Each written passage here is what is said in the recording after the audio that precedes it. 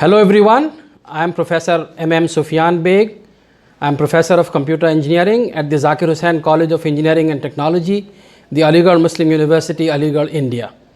Today we are going to talk about the introduction to fuzzy logic. Fuzzy logic, it all started with the concept of fuzzy sets by Professor Lutfi Zadeh in 1965. I'll give you a small example. When we start with a crisp set, we say that A is a set containing elements A, B, C, D, E. So very easily I can say that A belongs to A, but G does not belong to A. But what if I have got a set X, which is the set of tall people? So if anybody asks me, is Mr. X belonging to the set of tall people? Obviously, my answer could neither be yes nor no, because it has a degree of belongingness. I would rather say that Mr. X belongs to the set of tall people to a certain degree. Likewise, the concepts of height, intelligence, beauty, etc., they're all matters of degree, which may vary from perception to perception, and also this is highly subjective. So in such cases, we have no other way but to resort to the fuzzy logic. Let me give you another example. Truth as a matter of degree. If somebody asks me a question, is 5 equal to 5? I would say yes, the truth value of the statement 5 equal to 5 is 1. But if somebody asks, is 4 equal to 5? I would say no, the truth value of 4 equal to 5 is 0. Now if anybody asks further, is 3 equal to 5? I'll still say no, the truth value of 3 equal to 5 is 0.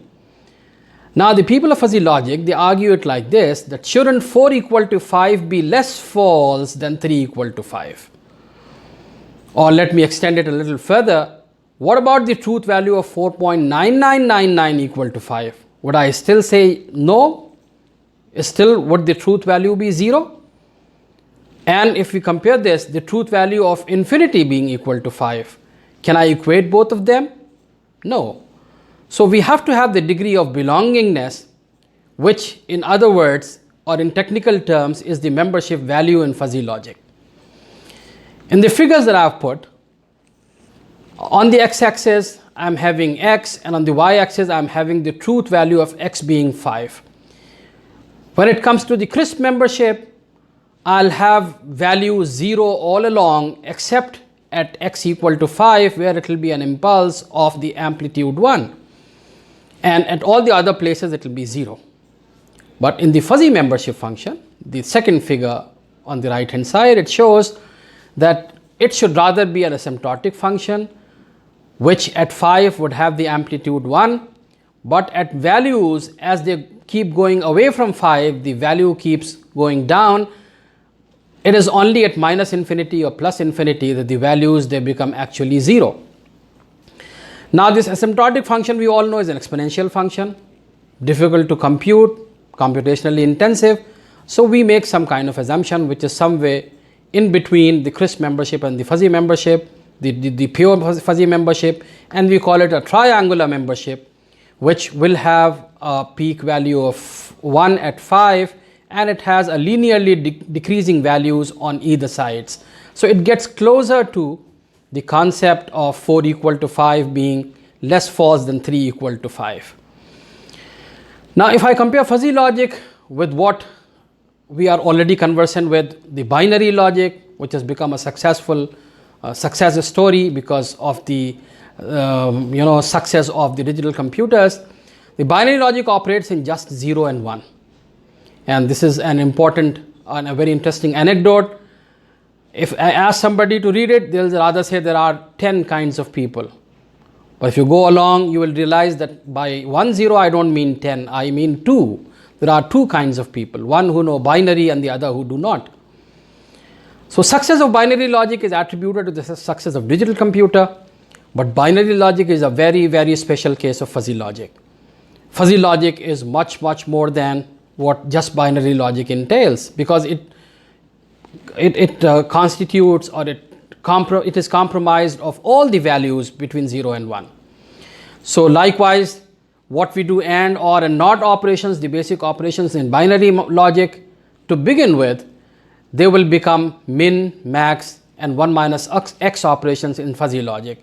If I say find out the AND value of 0.4 and 0.6, so that will be the minimum of 0.4 and 0.6, which is 0.4. If somebody asks me to find out the fuzzy OR of 0.4 and 0.6, so that would rather be the max, which will be 0.6. And if somebody asks me to find out the NOT of 0.6, I would say it is 1 minus 0.6, which is 0.4. Now, what does fuzzy logic do in real life, or how does it help us in real life? It caters to uncertain or ambiguous situations, and it ultimately leads to the very hot area these days, the artificial intelligence. If you remember from our school days, the very first definition of machine is something that makes our work easy. Next comes the concept of automation, where the machine is automated to do a job continuously without getting fatigued, without slowing down, it just goes on.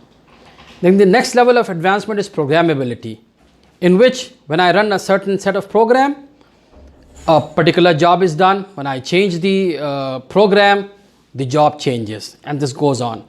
Suppose I am producing a particular element and I automate it, the machine will pick it up from one place and keep on placing it at the other place. If I change the program, it will pick up maybe from the second place and keep it at the third place. But when I incorporate the self-decision making capability, the machine should decide how long it has to pick from position 1 and place at position 2, and when it has to switch from position 2 to position 3 shifting. That is where the need for artificial intelligence comes. Then there is this another concept, computing with words. If I make a proposition, I say that most Swedes are tall, and then I ask a question, what is the average height of a Swede?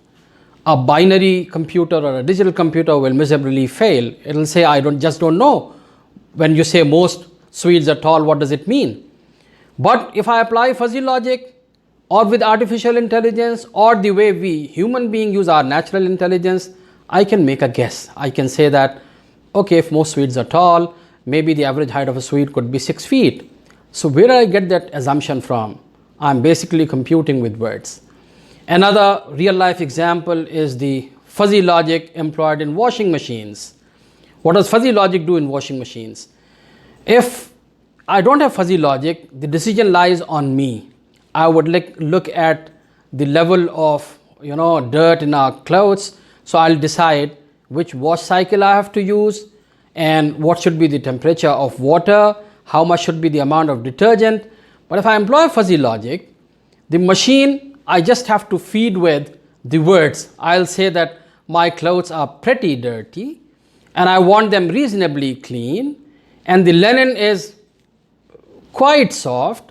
So now these words, quite, reasonably, pretty, these all will be translated into the actual numbers in terms of the temperature, in terms of the minutes, and then accordingly the wash cycle will be selected.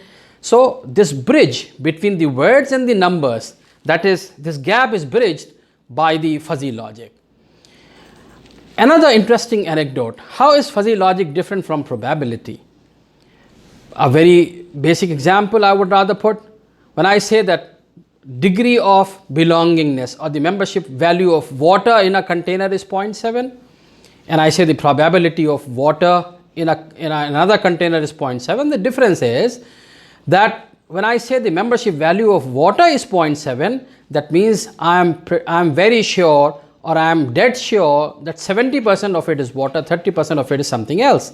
When I say probability of water, that means if I have got infinite such containers, 70% of them will have water, complete water, and 30% of them would have something else.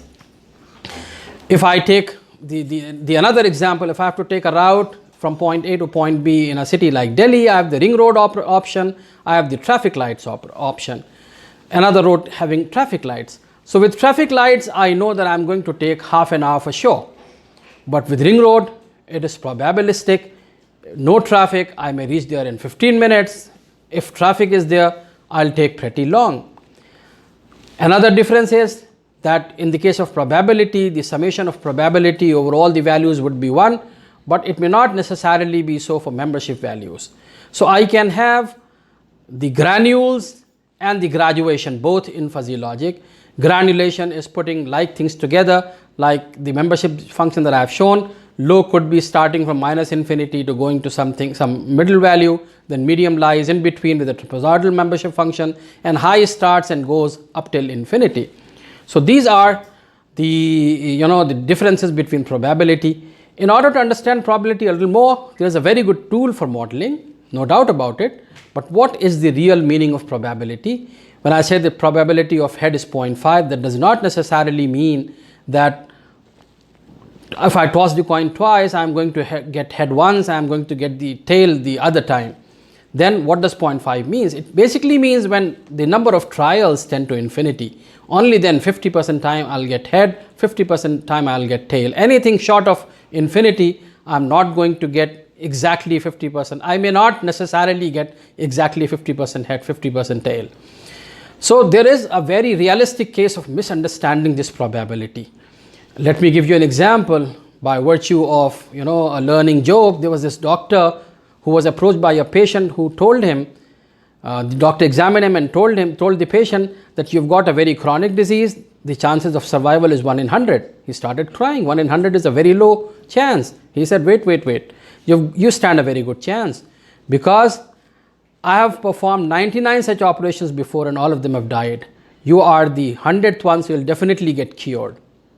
That is basically abusing the notion of probability. When I say 1 in 100, I should mean that if infinite such operations are performed all over the world, across the globe, by different surgeons, then 90% of them would die and 1% would survive. In fact, if the doctor has already, performed 99 unsuccessful operations, it is very likely that the 100th one is also going to die.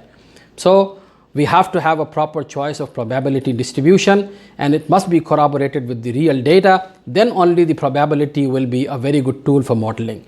Whereas fuzzy logic, that works for sure, and it attributes to the degree of belongingness. So we must be very clear about the difference between the fuzzy membership value and the probability, where they have to be employed and how they have to be used to our advantage. They are basically there to augment each other, not to replace. Thank you very much. If there are any questions, I'll be very happy to answer. You can email me or you can call me to get the clarifications if any required. Thank you very much.